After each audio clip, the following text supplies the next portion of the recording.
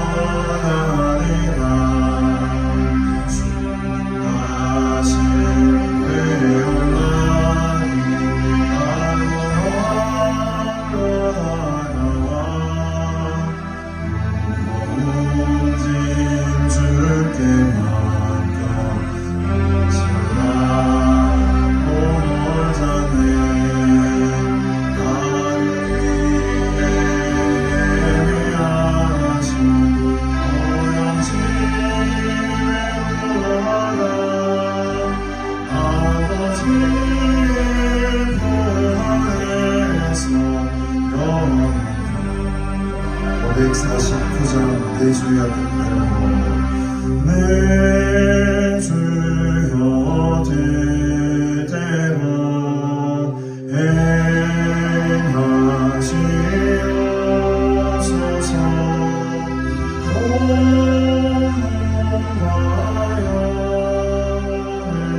다 주께 바랍니다.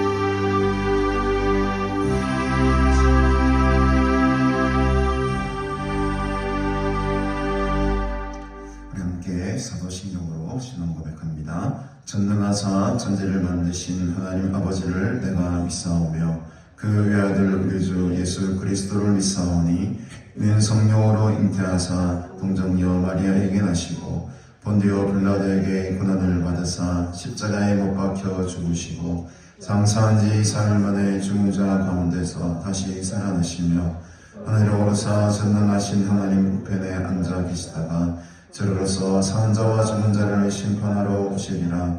성령을 믿사오며 거룩한 공예와 성도와 서로 교통하는 것과 죄를 사하여 주시는 것과 몸이 다시 사는 것과 영원히 사는 것을 믿사옵나이다. 아멘. 하나님 아버지, 은혜를 참으로 감사드립니다. 오늘 이렇게 새로운 설날 명제를 맞이하며 또 새로운 한 해를 우리가 맞이하며 주님 앞에 나와 먼저 예배드리게 하시고 하나님께 영광 돌리며 살아가는 하나님의 자녀로 불러주시니 감사합니다.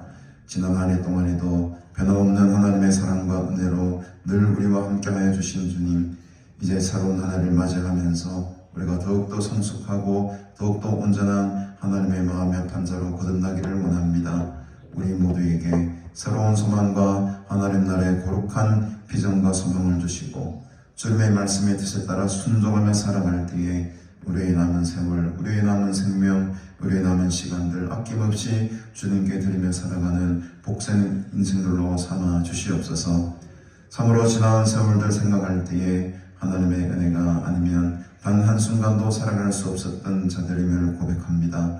어려울 때마다, 힘들 때마다, 또 기쁘고 즐거울 때에도 하나님의 은혜 속에 살아가게 하시고 그 하나님의 은혜 가운데 살아갈 때에 하나님의 영광을 위해 살아가는 하나님의 큰 은혜 입은 자들이 되게 하여 주시옵소서. 하나님 아버지의 거룩한 뜻을 이루며 살아가는 주의 참된 종들이 되기를 원하오니 올 한 해에도 늘 동행하시고 성령으로 충만케 하시고 하나님 말씀 앞에 순종하며 살아갈 때에 우리 모두 한 마음으로 하나님의 뜻을 이루어가는 아름다운 공동체로 삼아 주시옵소서. 오늘 예배를 통해 우리의 영과 육이 회복되기를 원합니다. 강건해지기를 원합니다. 하나님의 은혜를 다시 경험케 하시고 성령으로 충만케 하시사 하나님의 영광 바라보는 은혜의 예배가 되게 하나님 함께 하시고 역사하여 주시옵소서. 감사드리오며 예수님의 이름으로 기도드리옵나이다. 아멘. 찬송가 28장 함께 찬드립시다.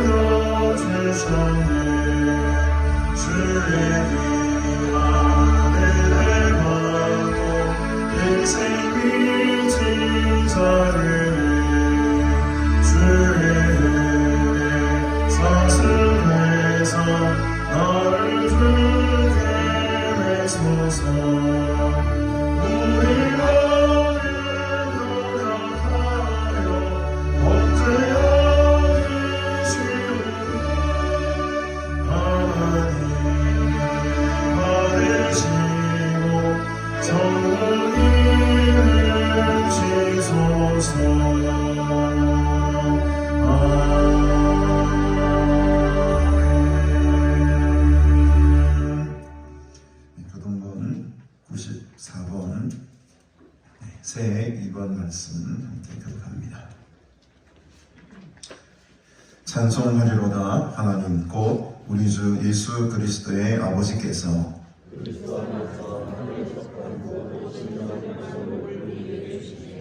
곧 창세전에 그리스도 안에서 우리를 택하사 우리로 사랑 안에서 그 앞에 거룩하고 흠이 없게 하시려고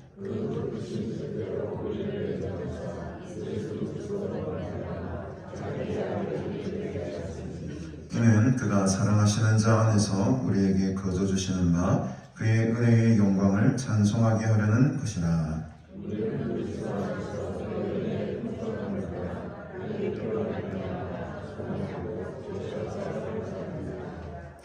이는 그가 모든 지혜와 총명을 우리에게 넘치게 하사 그 뜻의 비밀을 우리에게 알리시는 것이요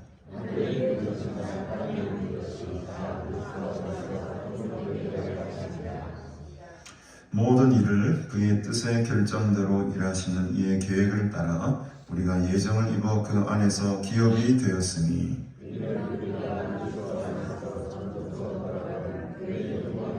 찬송이 되게 하려 하심이라. 아멘. 오늘 우리에게 주신 하나님 말씀 함께 보도록 하겠습니다. 누가복음 13장 1절부터 9절까지 말씀 함께 보겠습니다.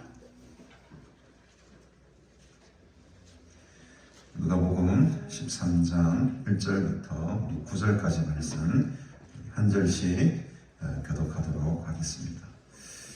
말씀 공독 후에 우리 김성화 장로님을 대표해서 기도해 주시겠습니다. 제가 먼저 읽겠습니다. 그때 마침 두어 사람이 와서 빌라도가 어떤 갈릴리 사람들의 피를 그들의 제물에 섞은 일로 예수께 아뢰니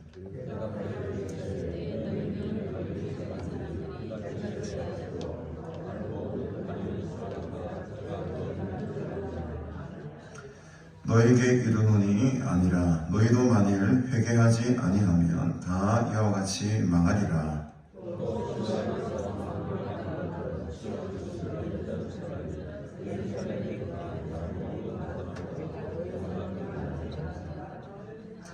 너에게 이르노니 아니라 너희도 만일 회개하지 아니하면 다 이와 같이 망하리라.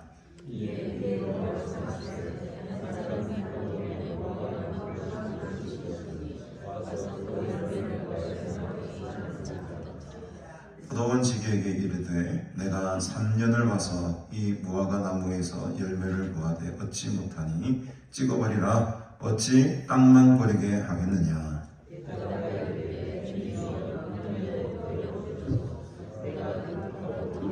함께 보겠습니다. 이후에 만일 열매가 열면 좋거니와 그렇지 않으면 찍어버리소서 하였다 하시니라. 아멘.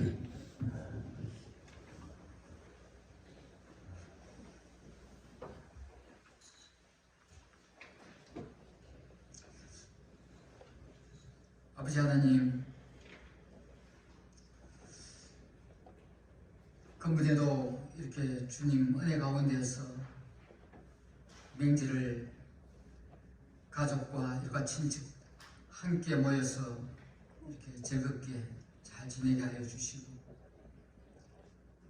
오늘은 주님의 날을 기억하며 우리 사랑하는 주의 백성들과 함께 이렇게 하나님을 찬양하며 예배할 수 있는 귀한 시간을 허락해 주시니 감사를 드립니다.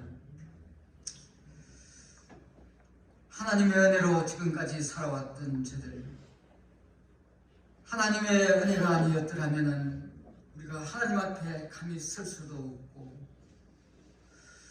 세상 사람들과 같이 어디에서 와서 어디로 가는지 모르는 저들이온데, 우리 하나님께서 저들을 무시간에 이렇게 기억하여 주시고 사랑하여 주셔서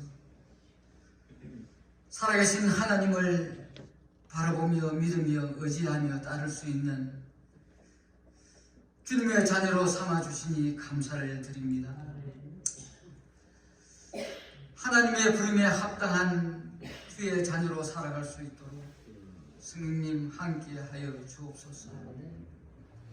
저들의 모습을 바라보면은 이미 죄와 허물로 죽었던 저들을 주님의 보혈로 저들을 살려주시고 영원한 나라를 바라보며 살아갈 수 있도록 은혜 주신 우리 주님 참 감사를 드립니다. 우리의 시민권은 하늘나라에 있다는 것을 저들은 확실히 아오는데 이 세상 무엇을 바라보며 실망하며 아파하며 괴로워하지 않게 하여 주시고 살아계시고 역사하시고 영원한 우리의 소망이 되신 주님이 있다는 것을 생각하며 감사하는 마음으로 기쁜 마음으로 살아드릴 수 있는 우리의 믿음이 될 수 있도록 함께하여 주시옵소서. 아버지 하나님,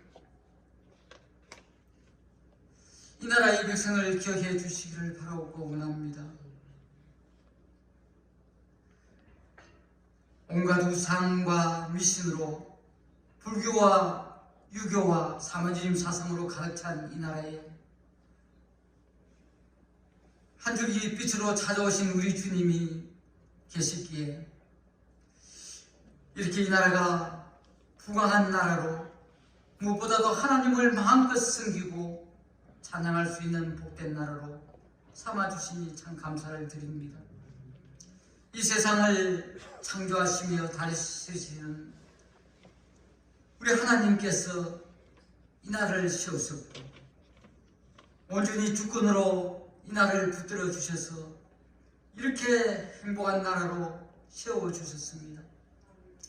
아버지 하나님, 이 나라의 백성들 하나님을 사랑하며 두려워하며 잘 섬기는 복된 나라가 될 수 있도록 붙들어 주시옵소서. 유증자부터 국민에 이르기까지 정말 하나님께 감사하며 하나님 앞에 바로 설 수 있도록 함께하여 주시기를 바라고 원합니다. 무엇보다도 유증자 위에 함께하여 주시기를 원합니다.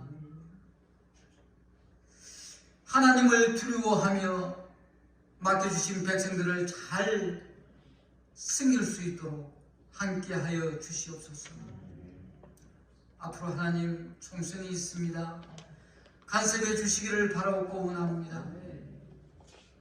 진정 국가를 사랑하는 예고하는 귀한 지도자가 세워질 수 있도록 함께하여 주시고 정말 국민들을 사랑하며 헌신하며 봉사하는 지도자가 될 수 있도록 붙들어 주시옵소서.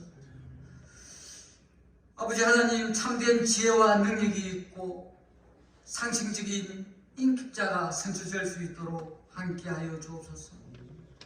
이 나라의 백성도 정말 이 나라 지도자를 세우실 때에 아버지 인간적인 생각을 아버지 바르게 판단해 나갈 수 있도록 도와주시기를 바라고 원합니다. 아버지, 잘못된 판단으로 인하여서 잘못된 지도자가 선출되지 않도록 우리 국민들에게도 기회를 주셔서 정말 이 나라가 이젠 참된 지도자로 세워서 이 나라가 바르게 성장 발전해 나갈 수 있도록 주께서 간섭해 주시기를 바라고 원합니다. 아버지 하나님, 우리 가나안을 사랑하시는 우리 하나님, 오래전부터 주님의 뜻이 계셔서 이곳에 주의 동산에 귀한 정을 세우셨고 지금까지 붙들어 함께 하신 하나님, 갈 길을 잃고 헤매는 자들에게 주님을 모르고 살아가는 못된 백성들까지도 아버지 이곳에 보내셔서 하나님을 알게 하여 주시고 찬양하여 주시고 생명이 살아난 놀라운 은혜를 베풀어 주신 우리 하나님, 앞으로도 주님께 더욱더 쓰임받는 동산으로 부정함이 없도록 은혜를 베풀어 주시기를 원합니다. 이곳을 찾는 주의 무리들 주님 만나주시며 그들에게 어떤 문제도 다 해결해 주시며 또한 그들이 무엇보다도 소망 가운데 주님을 바라보며 믿음으로 승리할 수 있는 영역을 다하여 주시기를 바라고 원합니다. 이곳 찾는 주의 무리들 기억하여 주시고 또 하나님 세우신 귀한 종들을 기억하여 주셔서 이곳을 찾는 모든 무리들 큰 은혜 받고 하산할 수 있도록 은혜를 더하여 주시옵소서. 오늘도 주님 저들을 불러주셨습니다. 세우신 목사님을 통하여서 말씀이 전해질 때에 우리의 모든 세상의 것 다 내려놓게 하여 주시고 오직 하나님의 말씀만 집중될 수 있도록 성령님 함께 하여 주옵소서. 우리가 하나님 앞에 바르게 살지 못한 것, 미리 깨닫지 못한 것, 말씀을 통하여서 변하게 하여 주시고 새롭게 하여 주시고 해결케 하여 주시고 주님의 사람으로 온전함을 입을 수 있는 귀한 복된 은혜의 시간이 될 수 있도록 온전히 함께 하여 주시옵소서. 우리 하나님께서 영광 받으시고 저들에게는 하늘의 신령한 은혜가 임하는 복된 시간 되게 하여 주옵소서. 감사하며 예수님 이름으로 기도합니다. 아멘.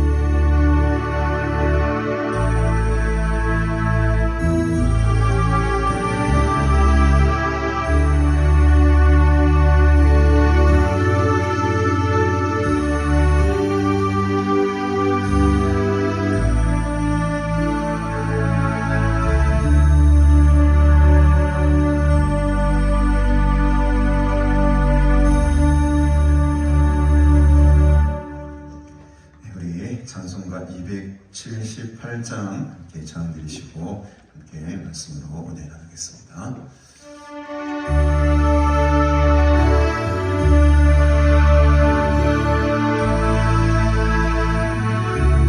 278장.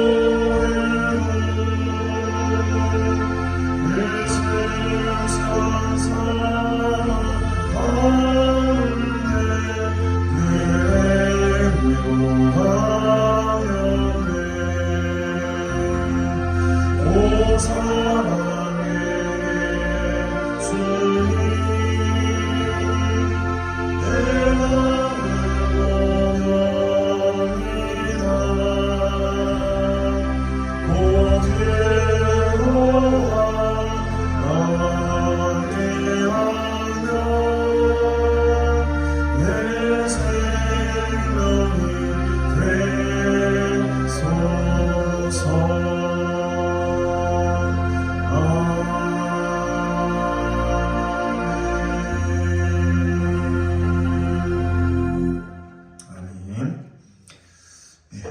설날들 잘 보내셨습니까? 떡국 한 그릇 드셨나 모르겠습니다. 떡국 못 드신 분들은 오늘 점심 식사가 떡국이 나옵니다. 그래서 맛있게 드시고 즐거운 설 명절을 보내시길 바랍니다. 여러분 새해도 더욱 건강하시고 하나님의 말씀 은혜 속에 더 강건해지시는 귀한 한 해가 되기를 주님의 이름으로 축복합니다. 안타까운 것은 우리나라가 아시안컵 우승 못했습니다. 그렇게 밤을 지새워서 축구를 보았는데 결국에는 복병 요르단에게 발목을 잡히는 바람에 4강에서 좌절이 됐습니다. 그래도 참 끝까지 노력한 우리 선수들에게 응원의 박수를 보내고 늘 승리만 할 수 있는 문제는 아니니까 때로는 지기도 하고 실패도 하고 넘어지기도 하면서 더 크게 성장이 되는 것이겠죠. 그래서 더 큰 소망과 또 다음에 줄 그 승리의 기대감을 가지고 우리 대한민국 대표팀을 응원합시다. 저도 여러분들의 삶의 응원가가 되고 싶습니다. 그래서 여러분들 우리가 서로 주 안에서 믿음 생활하면서 서로에게 희망이 되고 서로에게 소망이 되고 서로에게 활력소를 넣어주는 그런 좀 신선한 하나님의 사람들이 다 되면 좋겠다라는 생각이 듭니다. 오늘도 그 귀한 말씀을 통해서 함께 나눌 때에 하늘의 큰 은혜와 또 성령의 은혜가 능력이 우리 모두에게 임하게 되는 오늘 이 복된 시간 되시기를 주님으로 축복합니다. 오늘 이 본문은요, 우리 지난주에 이어서 계속 좀 이어지는 말씀 속이죠. 우리 지난주의 말씀을 잠깐 되돌아보면 예수님께서는 이 땅 가운데에 불을 던지러 오셨다. 49절에 보면 내가 불을 땅에 던지러 왔노라 이렇게 말씀을 하셨어요. 12장입니다. 그래서 이 불이라고 했을 때 우리가 일반적으로 알고 있는 어떤 성령의 불이라든지 그런 것을 생각할 수도 있겠지만 전후 문맥을 바라보면 이 불이라는 것은 뒤에 나오는 세례와 함께 나는 받을 세례가 있으니 그것이 이루어지기까지 나의 답답함이 어떠하겠느냐라고 했을 때 그 세례와 함께 연결해 보았을 때에 이 불이라는 것은 고난을 상징하는 것이었다. 이 세례라는 것은 예수님께서 십자가에 달려 돌아가시는 그 사건을 두고 세례라고 부르셨다. 그래서 이 불은요, 우리가 성령의 불도 받아야 되지만 성령의 불을 받는다는 것은 곧 어떤 의미라고 했습니까? 그 십자가의 길을, 그 죽음의 길을, 그 고난의 길을 내가 가겠습니다라고 결심하는 것과 동일하다는 의미였다. 예수님께서 우리에게 불을 주신 것은 네가 이 불을 받아가지고 나와 함께 이 고난의 길을 가겠느냐 이런 뜻이에요. 그래서 여러분 불을 받는 것은 참으로 위험한 일입니다. 아무나 이 불을 받을 수가 없어요. 우리는 성령의 불을 주시옵소서 기도를 하지만 그 불이 담긴 의미는 네가 죽음을 각오하고 네 생명을 나한테 다 던지겠느냐 이 말씀이거든요. 불을 받으십시다. 올 한해는 불을 받으셔서 내 생명과 내 삶을 주님께 그냥 온전히 바치겠습니다. 이런 고백과 이런 결단이 여러분 우리 속에 있어야 될 줄 믿습니다. 그래서 여러분 놀랍게도 예수님은 불을 던지러 왔는데 내가 화평을 주려고 온 게 아니다. 우리가 일반적으로 생각하는 것과 너무 다른 말씀을 하셨어요. 내가 화평을 주러 온 것이 아니다. 화평을 주러 온 것이 아니다. 오히려 뭘 주기 위하여 분쟁하게 하려 함이로다. 예수님 오셔서 모두가 화합되고 모두가 하나 되고 모두가 사랑해야지. 화평해야지. 평화가 이루어져야지. 왜 예수님에게 분쟁이라고 하셨습니까? 내가 화평을 주러 온 것이 아니고 분쟁하게 하려 함이로다. 그래서 여기서 분쟁이라는 의미를 제가 말씀드렸었죠. 기억나시겠지만 여기서 분쟁이라는 이 단어의 원래 뜻은 우리가 싸움하다, 다투다 이런 의미가 아니고 무슨 의미라고 했죠? 복습을 한번 해야 되는데 무슨 의미입니까? 이 분쟁이라고 했을 때 분리되는 것이야죠. 너와 나 예수를 믿는 사람과 믿지 않는 사람과의 분리를 한다 이런 뜻이에요. 우리나라 성인이 분쟁이라고 말을 써가지고 괜히 뭔가 싸움을 붙이는 듯한 그런 뉘앙스를 풍기고 있지만 사실 그것이 아니고 예수님이 이 땅에 오신 것은 나를 위해 고난을 받을 자, 나를 위해 고난을 받지 않을 자 이거를 분리하시기 위해 오셨다. 이런 의미로 우리가 이해하고 받아들여야 됩니다. 그러면 이제 이 해석이 조금 되는 것이겠죠. 그러면서 이제 이 시대를 분간하지 못하는 너희들을 향해서 이제 질책을 하시지 않습니까? 54절부터 59절에 56절 한번 보실까요? 56절에 보면 외식하는 자여 너희가 천지의 기상은 날씨는 잘 분간할 줄 알면서 어찌 이 시대는 분간하지 못하느냐? 분간하지 못하느냐? 이 어두운 시대, 영적으로 지금 어두운 이 암흑기와 같은 시대 속에 어서 빨리 나를 의지하고 나를 믿고 나에게 돌아와야 되는 것을 왜 분간하지 못하느냐? 그러면서 58절에도 보니까 너를 고발하는 자와 함께 법관에게 갈 때에 길에서 뭐하라고 합니까? 화해하기를 힘쓰라 라고 하지 않습니까? 여기서 이제 고발하는 자는 예수님이고 법관은 하나님이시고 우리는 이제 고발당하는 자예요. 우리가 고발당하는 자가 예수님과 고발하는 자와 함께 이제 하나님의 심판대 앞에 가는 겁니다. 그렇게 걸어가기 전에 그 길에서 뭘 하라는 거죠? 예수님과 화해하라는 거죠. 이 화해의 길이 어떻게 열립니까? 그게 이제 오늘 본문의 말씀입니다. 그래서 앞본문과 오늘 13장 본문은 별개의 본문이 아니고 연결되는 본문이죠. 어떻게 우리가 이 예수님과 화해를 할 것인가? 왜? 화해하지 아니하면요 59절에도 나와 있지만 한 푼이라도 한 렙돈 우리나라 돈으로까지 10원짜리 한 잔 하나라도 남김없이 갚지 아니하고서는 그 감옥에서 나올 수가 없다는 거예요. 그 모든 것을 조그만한 죄까지도 다 깨끗하게 사해져야 되는데 그 길을 이제 오늘 13장 본문을 시작하면서 이제 말씀해 주고 있는 거죠. 한번 보십시다. 1절에 보니 그때 마침 두어 사람이 와서 빌라도가 어떤 갈릴리 사람들의 피를 그들의 제물에 섞은 일로 예수께 아뢰었다라고 합니다. 이 오늘 본문 속에는 두 가지 사건이 나오고 한 가지 비유에 대한 이야기가 나오는데 이 두 가지 사건은 그 당시에 일어났던 아주 이게 뭐랄까 화제거리가 되었던 아주 뉴스거리가 되었던 큰 사건을 이제 말하고 있어요. 어떤 사람들이 그때 마침 이제 한 두어 사람이 와서 예수님께 이렇게 말하는 겁니다. 빌라도가 말이죠. 빌라도가 어떤 갈릴리 사람들의 피를 가져다가 그들의 제물에 섞어버렸습니다. 아주 이거는 심각한 하나의 사건이 지금 이 갈릴리 지방에서 일어났는데 어떤 사건이었냐면 이 빌라도라는 사람이요. 이 갈릴리 사람들 가운데에 어떤 사람들의 피를 가져갔다는 것은 뭘 의미하는 거겠습니까? 그 사람들을 죽였다는 거예요. 죽였다는 거죠. 그래서 많은 사람들이 이 사건이 어떤 사건이었을까 여러 사람들이 추측을 해봅니다. 근데 정답은 없어요. 뭐 어떤 사건인지 정확하게 나타나 있는 사건은 없지만 어쨌든 중요한 사실은 그 갈릴리 몇몇 사람들이 이 빌라도의 핍박에 의해서 죽임을 당했다는 겁니다. 그래서 가장 좀 정설은 그 당시에 열심당원들이 있었어요. 요즘으로 말하면 독립투사들이죠. 우리도 일제강점기 때 독립투사들이 여러 가지 독립활동을 하지 않았습니까? 근데 그 로마로부터의 독립을 위해서 그렇게 뜨겁게 독립운동했던 사람들, 그 당시 열심당원이라는 거로 좀 우리가 부르기도 합니다. 그 사람들이 이제 갈릴리에서 이제 반란 사건을 이제 몇 번 이렇게 일으키거든요. 그래서 이 헤롯과 빌라도의 원수가 되어버려요. 그래서 많은 사람들이 아마 그 열심당원들 중에 어떤 골수 분자들을 잡아다가 아마 처형시킴으로 말미암아 그 사람 쪽 사람들에게 좀 위압감을 주고 아주 탄압을 했지 않았겠나 하는 예상들을 합니다. 그런데 이건 정확한 것은 아니에요. 그냥 그렇게 추측할 뿐입니다. 어쨌든 이 빌라도가 말이죠. 어떤 갈릴리 사람들의 열심당원이었든지 혹은 뭐 다른 이유에 있었든지 이 갈릴리 사람들을 몇 명을 잡아다가 죽여버려요. 그리고 그 피를 받아다가 어떻게 합니까? 자기들이 드리는 제물에 섞어버리는 아주 이건 기괴한 일을 행하게 됩니다. 아주 이건 있을 수가 없는 일이죠. 그들의 제물은 아마 동물의 피 이런 거 아니겠습니까? 근데 그 동물의 피에다가 사람의 피를 막 섞어다가 같이 막 제물을 드리는 거죠.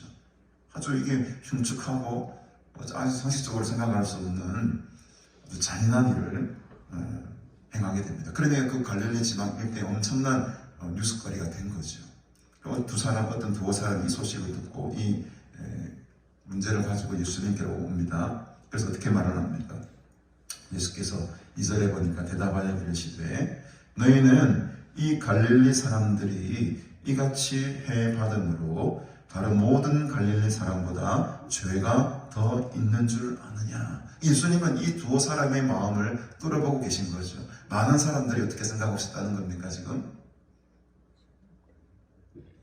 그 사람들이 죽은 것은 내보다 뭐가 많아서? 죄가 많아서 그렇게 죽었다.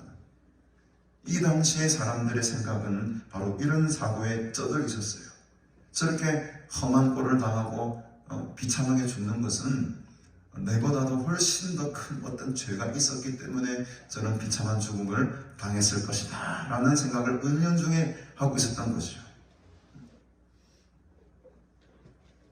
근데 예수님은 그들의 심령, 사실은 이들이 이제 예수님께 왔을 때는요, 그 사람들의 죄가 내보다 많아서 죽었습니다라고 말도 하지 않았습니다. 그냥 그 사건을 이야기했을 뿐이지요. 근데 예수님은 지금 그 사람들이 뭘 다 꿰뚫어보고 있습니까? 마음의 중심의 생각들을 다 읽으시는 거예요. 그러면서 곧바로 대답하시기를, 너희들이 뭐 더 나은 줄 아느냐? 그 사람들이 너보다 뭐 죄가 더 많아서 그렇게 죽은 줄 아느냐? 다른 모든 갈릴리 사람보다 죄가 더 있는 줄 아느냐? 3절에 단호하게 말씀하시죠. 너에게 이르노니 아니라.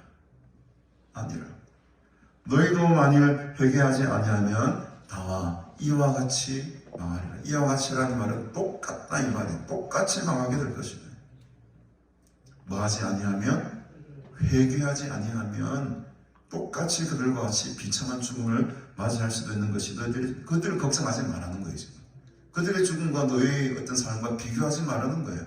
너는 너의 삶이고 너는 너의 죽음이고 그들은 그들의 삶의 무게에 따라 죽임을 당한 것인데 왜 그들과 너를 비교하느냐.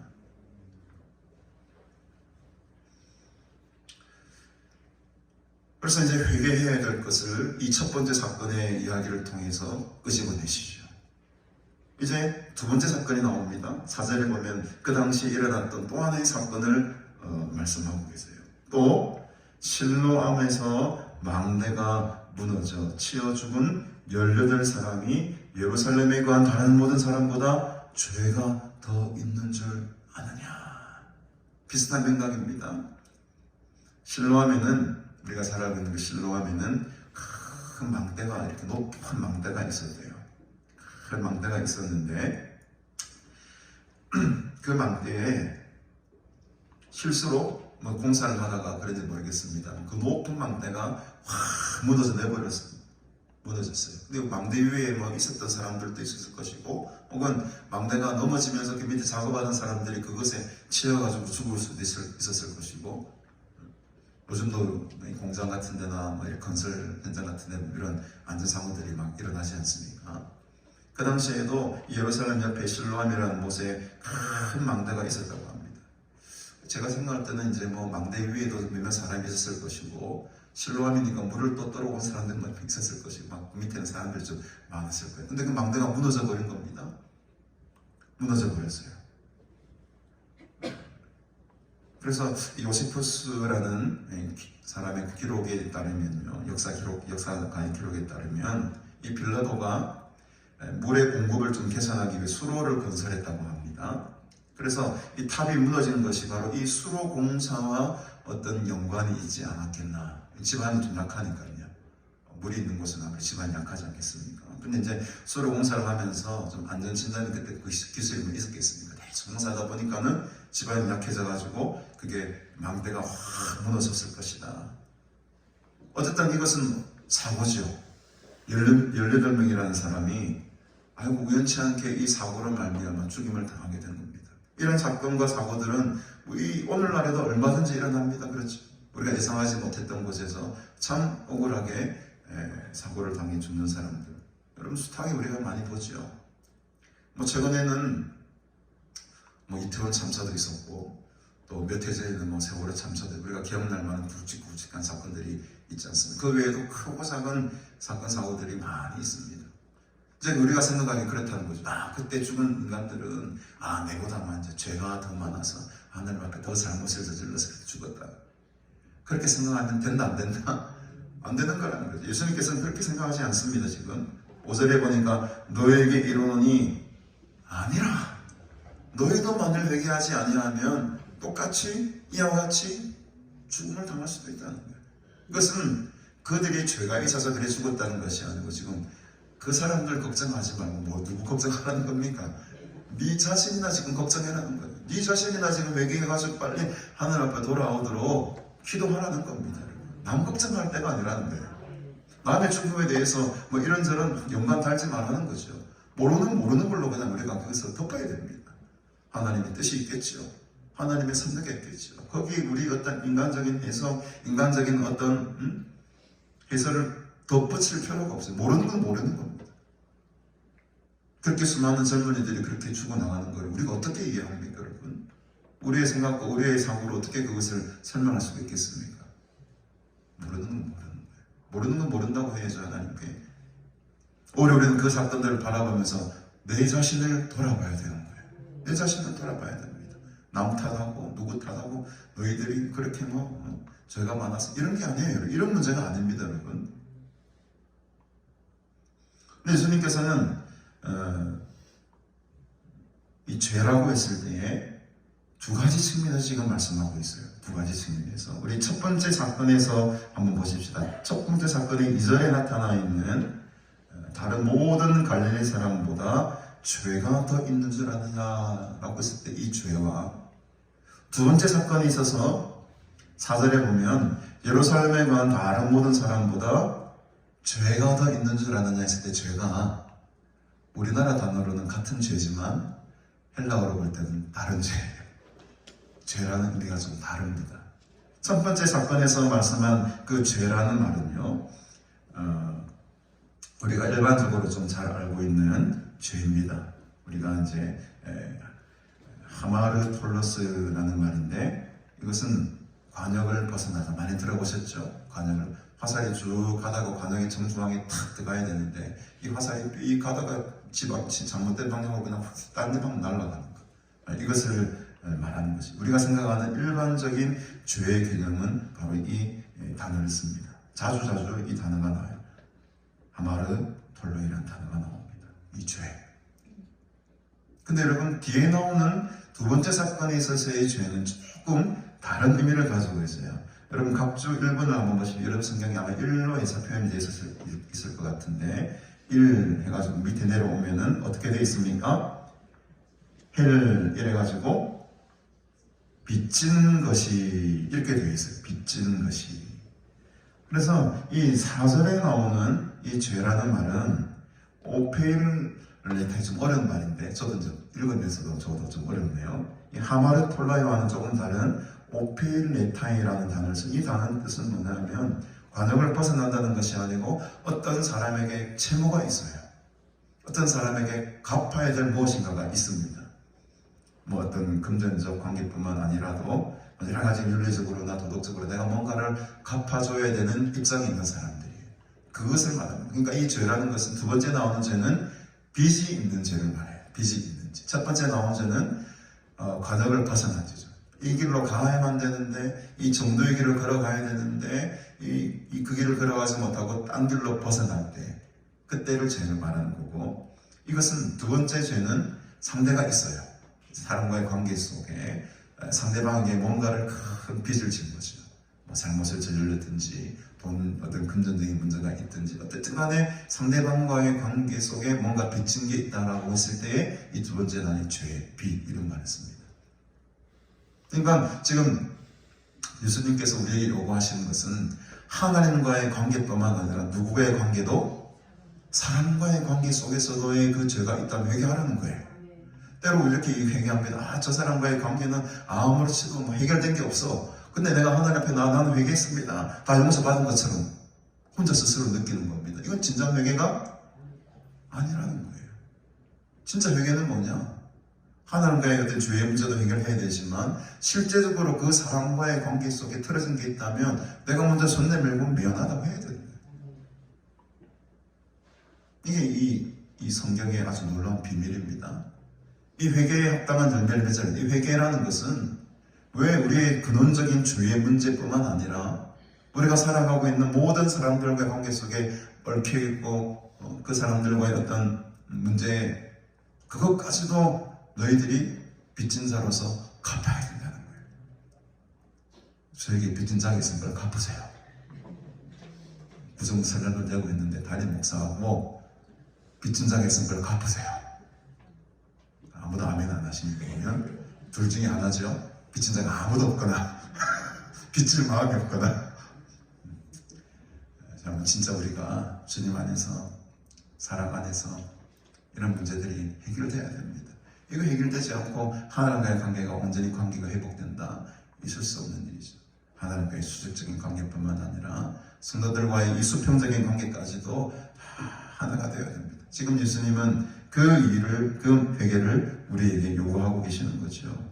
그래서 이 첫 번째 사건과 두 번째 사건을 통해서 지금 우리에게 말씀하시고자 하는 것은 그 회개를 하는데 어떤 식으로 회개를 할 것인가, 그 회개에 대한 열매를 또 어떻게 맺어 나갈 것인가. 이제 뒷부분에 6절부터 9절까지가 이제 이 진짜 일어난 팩트, 사건이 아니라 하나의 비유적인 이야기로 같이 주제를, 맥락을 이어갑니다. 그 비유에 대한 이야기를 한번 보시도록 하겠습니다. 6절에 한번 보십시다. 이에 이제 비유로 말씀하십니다. 한 사람이 포도원에 무화과 나무를 심은 것이 있더니 와서 그 열매를 구하였으나 얻지 못한지라.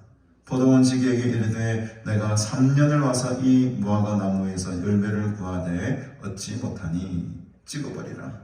어찌 땅만 버리게 하겠느냐.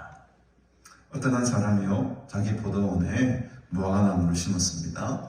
무화과 나무를 심은 후에 포도원 지기로 하여금 그 무화과 나무를 가꾸게 해요. 그래서 이제 때가 되었습니다. 때가 되어가지고 무화과 나무에 이제 열매가 맺었나 하고 와봤어요. 근데 와보니까 3년을 와서 봤는데 이 무화과 나무에서 열매를 구하되 얻지 못했다. 저는 이 나무를 가꾸고 막 이렇게 하면 잘 모르기 때문에 3년을 왔다는 것은 아마 심은 지는 더 오래됐을 거예요. 김선아 선생님, 감나무 심으면 얼마 만에 열매가, 첫 열매가 납니까? 보통 5년 걸리죠. 5년 정도. 그러니까 감나무 조그만 거를 심으면 5년을 자라야지 5년째 한 열매를 이렇게 몇 건 6년째 맺을 수가 있는 거죠. 근데 지금 이 포도원 주기가 지금 왔을 때는 이미 그러면 한 4, 5년 지났다고 봐야 되죠. 열매를 맺는 것을 따지기 위해서 왔다는 것은 이미 그 몇 년 전에 이 나무를 심었다는 소리잖아요. 그리고 6년 차도 오고 7년 차도 오고 8년 차도 와봤어요. 모르겠어요. 무화과 나무는 감나무보다는 조금 더 시기가 짧은지는 모르겠습니다. 제가 뭐 조사를 안 해봐가지고. 어쨌든 상식적으로 볼 때에 그 열매를 맺기 위해서 나무를 심은 후에 최소한 한 2, 3년, 4년 정도는 기다려야만 첫 열매가 땁니다. 그래서 4년 정도가 지났어요. 5년 정도 지났어요. 와서 보니 열매가 없네? 그럼 1년 정도 더 기다려보자. 그리고 한 6년 차, 7년 차도 왔어요. 또 없네. 한 번만 더 기다려보자. 8년 차 때 왔어요. 그럼 아마 저희 인자한 우리 김성환 선생님 같은 경우에도 포도나무, 감나무를 확 피울 것 같은데 더 이상 못 기다리겠다. 지금 포도 밭주인 당연히 그렇겠죠. 이 열매 맺지 못하는 나무는 있을 필요가 없잖아요. 또 4년, 5년 기다릴 이유가 없죠. 3년이나 기다리고 심은 지 5년 동안 지나서 거의 8, 9년을 기다렸는데 열매를 못 맺는, 당연히 이거는 배에 버려서 딸방울을 써야 됩니다. 찍어버리나요? 어찌 땅만 버릴 수가 있겠느냐? 그 아까운 땅만 버릴 수 있겠느냐? 근데 이 주인이, 이 포도원 지기가 주인에게 이렇게 말을 합니다. 8절에 보니 대답하여 이르되 주인님, 금년에도 그대로 한번 두어 보십시오. 제가요, 내가 방법하고 그 위에 옆에 걸음도 주고 해가지고 한 번만 더 열매를 맺도록 한번 제가 힘써 보겠습니다. 1년만 더 기회를 주세요. 지금 우리에게 주어진 시간 1년이에요, 1년. 예수님께서 지금 이 땅에 와가지고 막 하나님께 막 심판을 하고 싶어. 지금 다 찍어버리고 싶어. 열매 맺지 못한 나무들 다 그냥 땔감나무로 쓰고 싶어. 근데 우리 주님께서 안타까운 거예요. 내가 1년만 하나님 방법하고 그름도 쓰고 할 테니 저들이 열매 맺는 데까지 우리가 한번 조금만 더 주인님 좀 기다려주십시오. 그 보도음새기가 지금 우리 예수님인 것이죠. 지금 우리에게 지금 기회의 시간이 지금 얼마 남지 않았다는 겁니다. 여러분, 우리가 열매를 맺을 수 있는 시간이 얼마 남지 않았어요. 여러분, 예수님 곧 오십니다. 하나님께서 심판하실 그날이 이 기상은 날씨는 분간할 줄 알면서도 왜 이 시대는 너희들이 분간하지 못하느냐. 그 맥락이지 않습니까, 여러분? 이제 얼마 남지 않았습니다, 여러분. 1년 동안 지나도 또 열매도 맺지 못한 구절에 이후에 만일 열매가 열면 좋거니와 그렇지 않으면 찍어 버리십시오. 그때는 저도 어떻게 할 수가 없겠습니다. 오늘 이 시간 예수님께서 우리들의 마음의 밭을 막 기응하고 있는 겁니다. 우리의 마음의 밭에 막 걸음을 주고 있어요. 지금 이 말씀을 통해서 여러분들의 심령 가운데 막 걸음이 막 들어가고 있습니다. 올 한해 열매를 많이 맺으시길 바랍니다. 이 말씀의 걸음을 통해서 우리의 밭을, 마음의 밭을 기경하고 여기서 많은 열매들, 구원의 열매들, 특별히 오늘 말씀에 따르면 회개의 열매들을 많이 맺으며 사십시오. 하나님과의 관계도 회복하고 성도들과의 관계도 회복하고 이 회개에 합당한 열매들을 잘 맺으셔서 정말 주님 오시는 그날에 그 열매로 하나님께 영광 돌리고 그 열매로 하나님께 큰 열매관을 드리시는 저와 여러분들이 다 되시기를 주님의 이름으로 축복합니다. 아멘. 최종적인 사실은 심판을 지금 상징하고 있는 것이죠. 우리가 늘 깨어 있어 기도하며 그 주님 오실 그날을 바라고 하나님의 심판대를 준비하며 살아가는 등불을 밝히는 주님의 신부들이 다 되시기를 주님의 이름으로 축복합니다. 축복합니다. 이 시간에 우리 찬송가 254장 우리 함께 찬양 드리시면서 제가 하나님께 회개에 합당한 열매를 맺으며 살아가기를 간절히 바랍니다. 간절한 마음으로 찬양 드리시며 귀한 예물을 감사의 예물을 하나님께 올려드리겠습니다.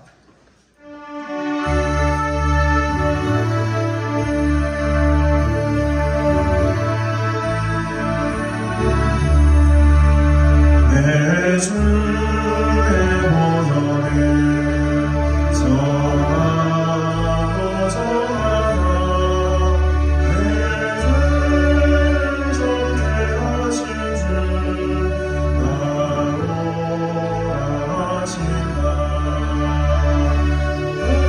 내가 주께로 지혜가 오니 십자가의 보혈로 날 씻어주소서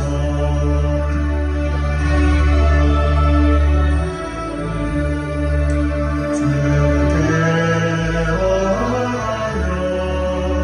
이끄시고 예수 안에 몸 씻어주시네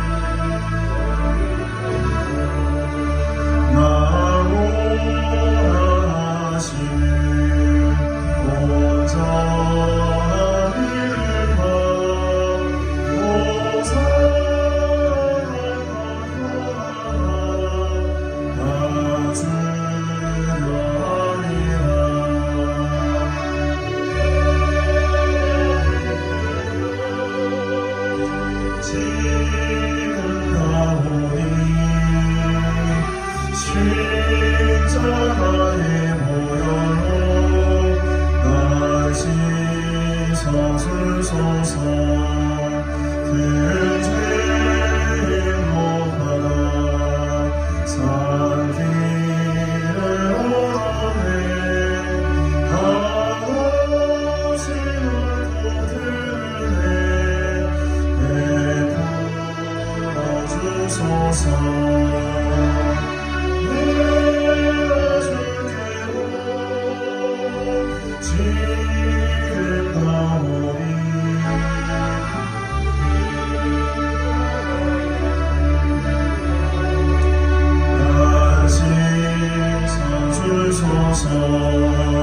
그 피가 마음속에 큰 증거를 믿어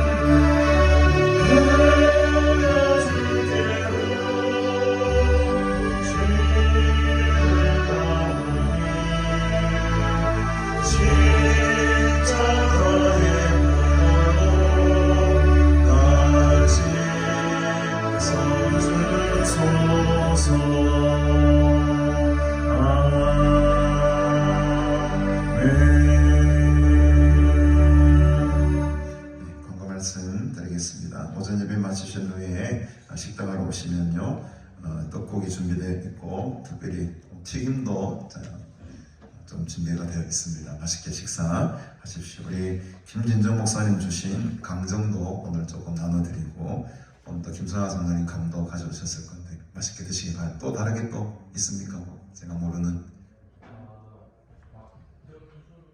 박정순 권사님 레드향인가? 네, 레드향 또 과일도 주셨는데 그것도 이렇게 하나씩 나눠 드시면 감사하겠습니다. 즐거운 설명 잘 있었는데 잘 보내시고 행복한 시간대를 되시기 바랍니다. 내일부터 우리 반송배들교회 공명열 목사님 한 주간의 설교가 이어집니다. 큰 은혜의 시간 되기를 바랍니다. 돌아오는 수요일입니다. 6월 14일이 바로 제 수요일인데 14일 수요일부터 이제 사순절이 시작이 됩니다.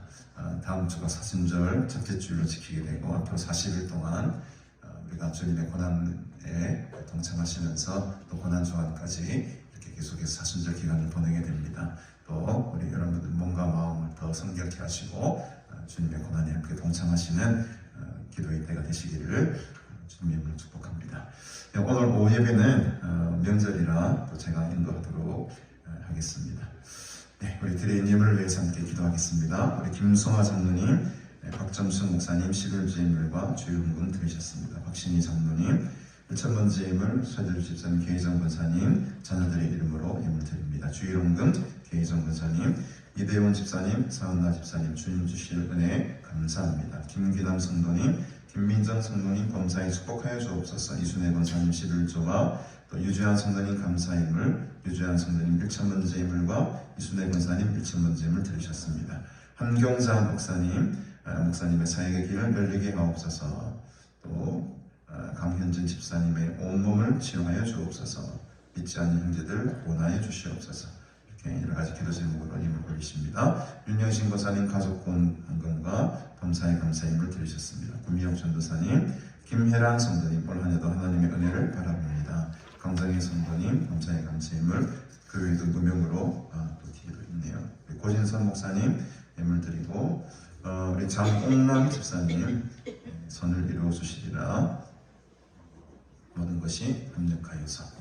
우리 이명 전도사님 에베네셀 하나님, 임마누엘 하나님, 여호와 일 하나님 감사합니다. 이승호 목사님 하만읍 교회에서 오셨네요. 멀리서 오셨습니다. 하나님과 화목하게 하옵소서. 가정이 하나로 되게 하시고 하만읍 교회를 축복하여 주시옵소서. 김사나 권사님 주님 사랑합니다. 주의 벌로 쓰시고 성령의 기름 부으시고 말씀으로 세워 주시옵소서.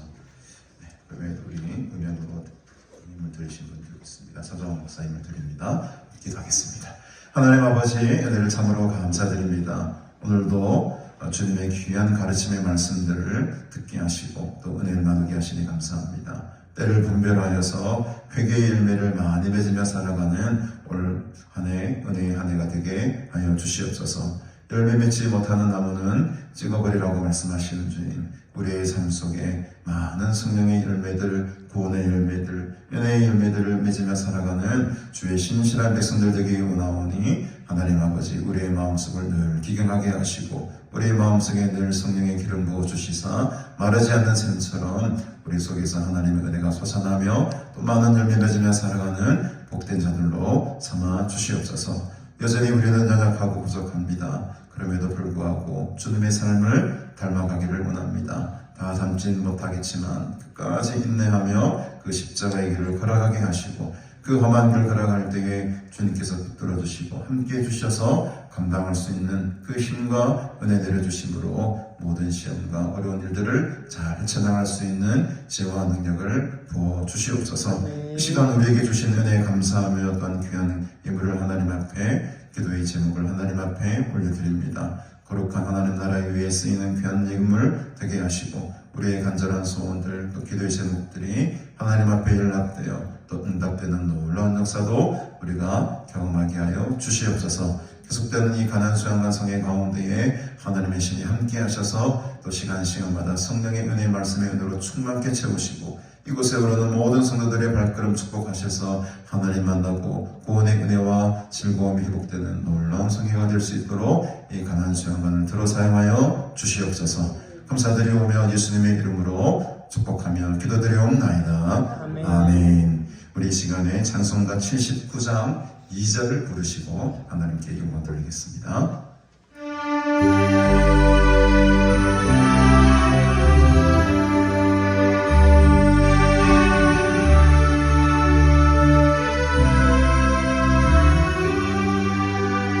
숲속이나 험한 산 골짜기에서 지저귀는 서새 소리들과 고요하게 흐르는 시내 물은 주님의 솜씨 노래하구나.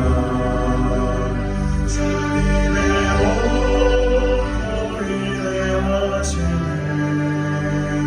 내 영혼 찬양하네.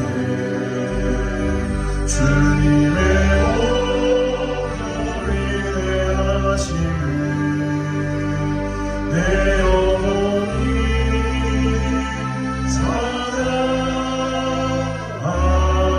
찬양하네. 지금은 우리 구주 예수 그리스도의 은혜와 하나님 아버지의 무한하신 사랑과 성령님의 은혜 충만하심의 은총이 때를 잘 분배하며 회개에 합당한 열매를 맺으며 살아갈 때에 2024년 새해에는 더욱더 큰 영광으로 더욱더 큰 사랑으로 더욱 충만한 은혜의 삶을 살아가기로 결단하고 소원하는 너희 모든 무리들과 영원토록 함께 있을지어다.